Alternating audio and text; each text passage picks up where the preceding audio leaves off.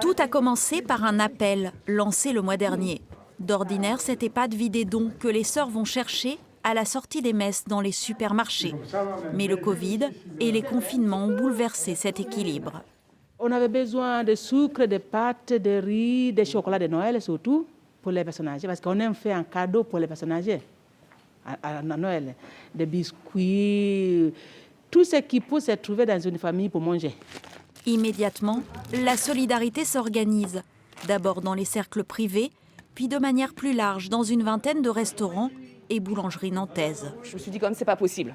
Donc ça m'a vraiment touchée parce que je me suis dit, on ne peut absolument pas laisser des personnes âgées sans superflu, sans gaieté. Derrière le comptoir des ventes à emporter, les restaurants ont recueilli pendant près de 3 semaines du chocolat, du café, des biscuits. Tout le monde a participé, beaucoup de clients qui viennent tous les midis ou tous les soirs chercher à manger ont en même temps déposé de la nourriture, quoi. Et ce sont les chauffeurs d'une entreprise de tourisme d'affaires qui ont offert la livraison et parfois même l'animation. En fait, ça permet de garder psychologiquement le contact, parce que pour nous, c'est très, très, très dur. On a l'habitude de voir énormément de monde et du jour au lendemain, quasiment plus personne de nos touristes étrangers. Et donc, ça nous permet effectivement de rencontrer des gens. Nous sommes émerveillés de voir des gens se déplacer de chez eux.